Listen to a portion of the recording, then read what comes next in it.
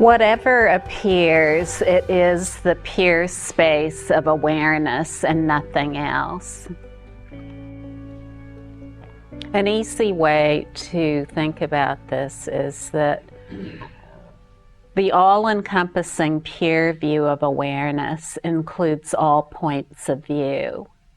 And the points of view that appear within awareness are self-appearances of awareness. They're not anything other than awareness.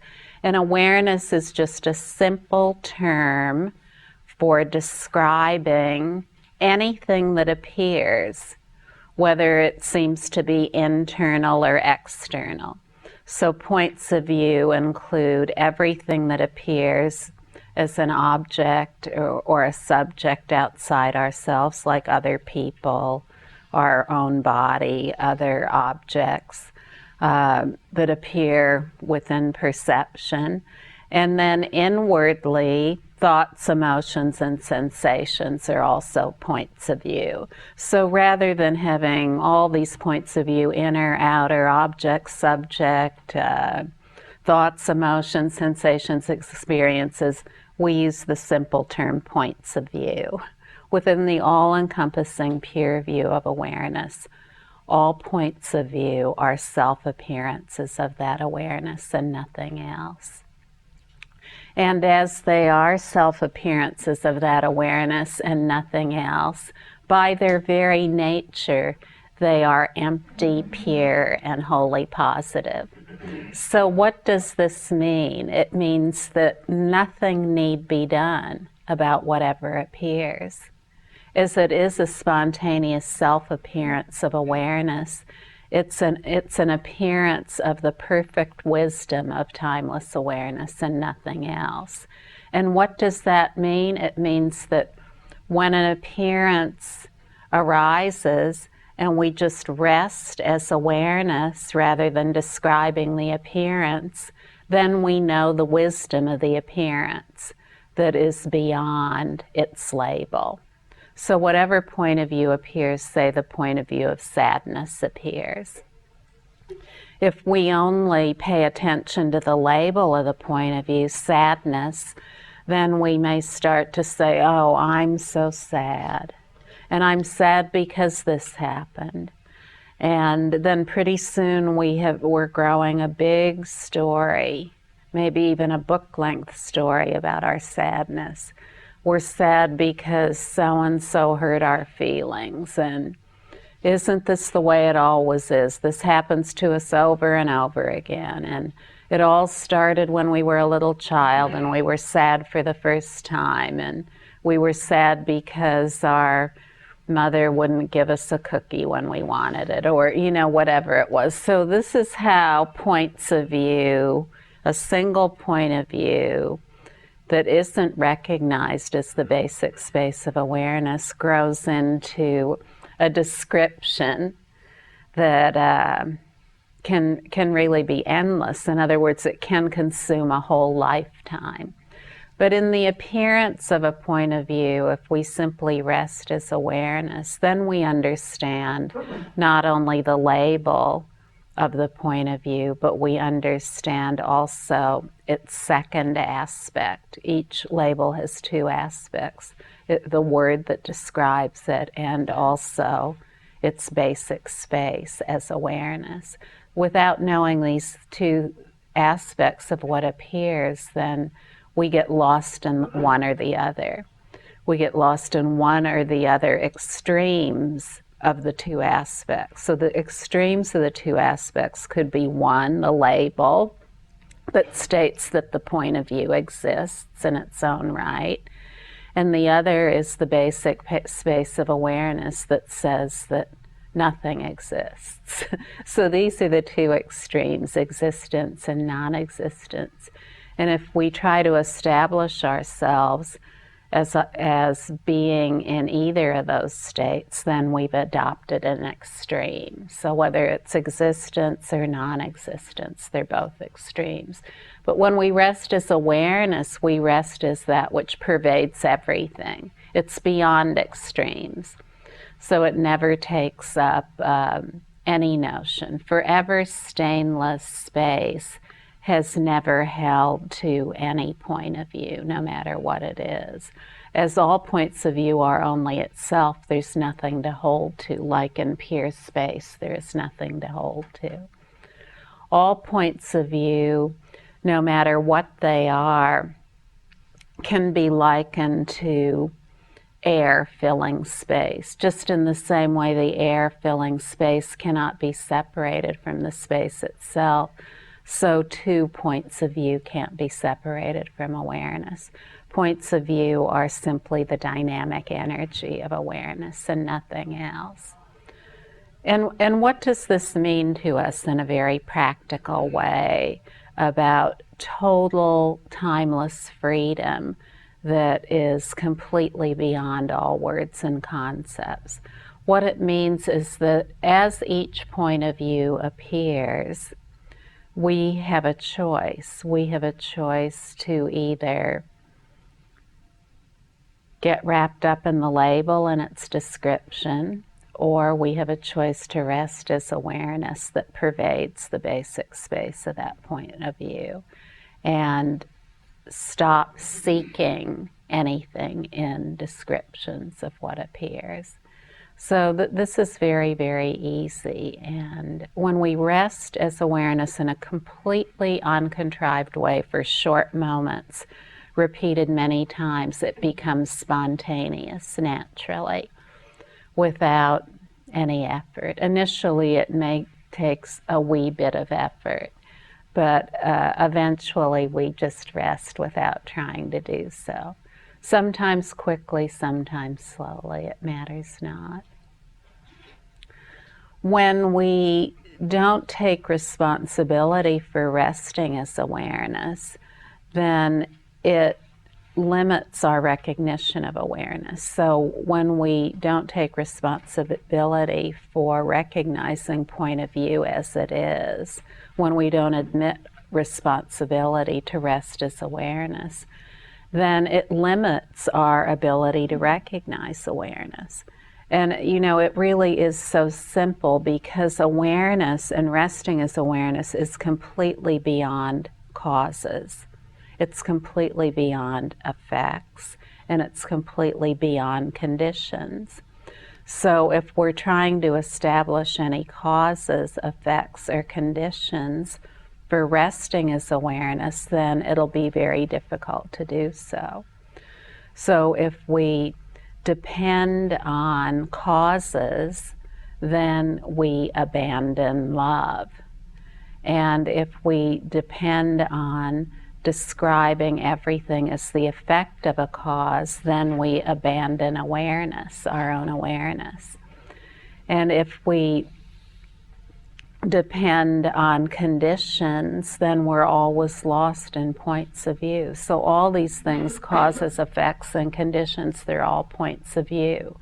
But awareness is beyond all those. It's beyond all those. So now an example of this is that if we say, well, my resting as awareness depends on me living in a certain kind of circumstance.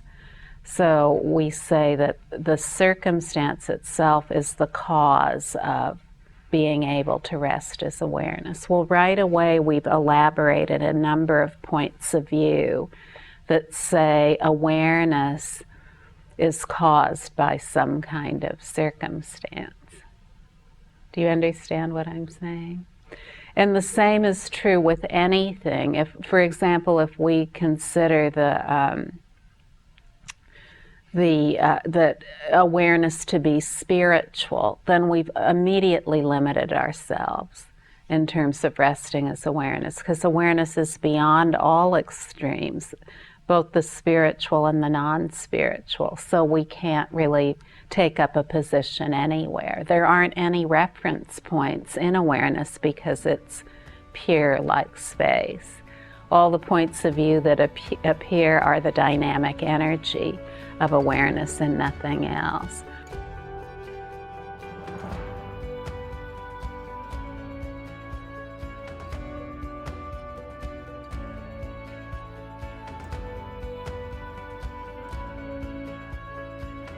when we admit responsibility just in a simple way for all the points of view that appear, and then our capacity to rest as awareness when they appear, then we begin to see that all these things we've been worried about, like the I and the personality and the ego and getting rid of these things, that all these are just appearances of awareness. The I, the ego, the personal identity, they're points of view within awareness and nothing else. There's no ego that has an existence that is independent of awareness. There's no personality that has an existence that is independent of awareness.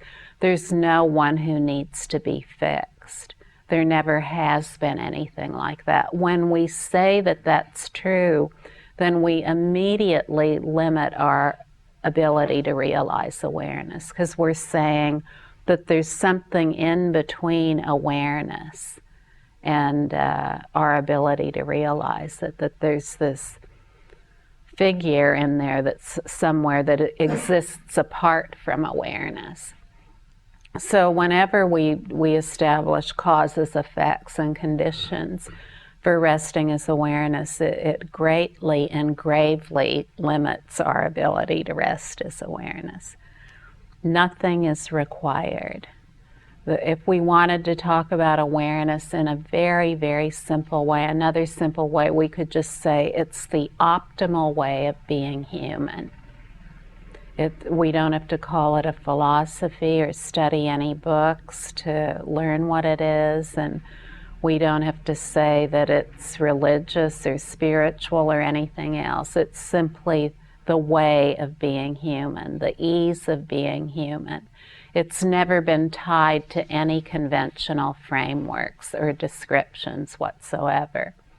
When we just rest as the awareness that's simply naturally present right here, whereby we all sit here together and our minds are all totally free like space, then we know what awareness is. And that's what we rest as repeatedly for short moments, repeated many times until it becomes entirely automatic. Whatever appears, it is not an obstacle. It is not a foe. It is not problematic in any way. The problematic nature of points of view only is if we start to say, oh, this is a good point of view and that's a bad point of view, and I have to get a lot more good points of view and get rid of my bad points of view. When we start to discriminate and accept and reject what appears, then it's impossible to rest. Because why? We're so busy accepting and rejecting. But then we don't have to start a practice of not accepting and rejecting. That's not what we're doing. We're just resting as awareness, and inherent to resting as awareness is the resolution of acceptance and rejection of what appears. The single non-dual expanse is truly single and non-dual. It's never been tied up anywhere.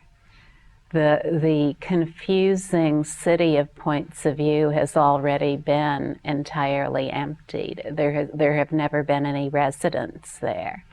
So to just rest as awareness, we realize more and more that all there is this pristine, natural space that is inclusive of everything. And when I say natural, I mean entirely natural. No special language is needed. We don't have to stop saying we or I or my or mine or anything.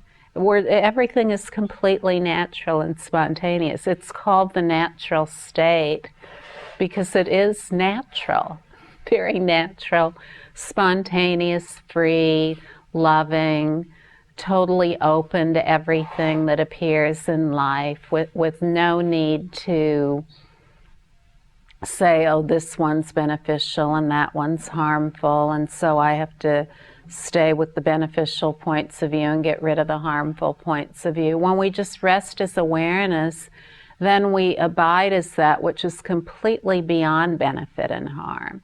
completely beyond cause and effect, not tied up anywhere, not tied up to any beliefs, no matter what they are. And in that is the great spontaneity of entirely beneficial wisdom that is inseparable from awareness. If we keep relying on causes and effects and conditions, then we destroy ourselves. We destroy our natural ability to relax. And so, wherever we go, if people say, oh, in order to realize awareness, then you must rely on certain things in order to do that, that just isn't true. It really isn't true. Who we are is extremely easy to access and live as. It's extremely easy. What only is has to be easy, right? How could it possibly be so difficult? But somehow, seemingly, it has become difficult, and only in the way that it's described by many people. But throughout all of humankind, for who knows how long, at least 17,000 years that we know of, this very essential practice, resting imperturbably as awareness, stretches, just this practice, it stretches like a chain of golden mountains from one generation to another. This is the epitome of all practices of understanding our true nature. And it's the practice that is accompanied by unerring instruction, so that we always know the practical know-how of how to rest, no matter what appears. So this is something that can be counted on without fail, in the same way that millions of people throughout time have realized the full evidence of timeless wisdom awareness that is the nature of their being through this simple practice, to rest as awareness for short moments, repeated many times until it becomes spontaneous. In just this simple way, very soon there is rest without trying to do so. Just the complete easeful rest that is so obvious as the pure spaciousness of everything. Completely wide open spaciousness has never been tied up anywhere. It's never been tied up anywhere. So to believe that it has is just foolhardy. Just relax, completely relax as we're meant to be. And in that, it's just so clear. It's so clear. There's never been anything to believe in, nor anyone to believe in it. The unborn is never born. So we say we're born, but we're always unborn. All that's born are opinions. Always we remain as we are, and these opinions that proliferate and resolve, they're just points of view of pure space and nothing else. They've never really been anything. So if we take them to be something, then it starts to hurt. Do you know what I mean? If we take them to be something, then it starts to hurt. All we need to do is relax, and then all that hurt that has been associated with point of viewing, taking points of view to be real, all that hurt begins to resolve in the basic space of awareness. That's the undoing of the hurt.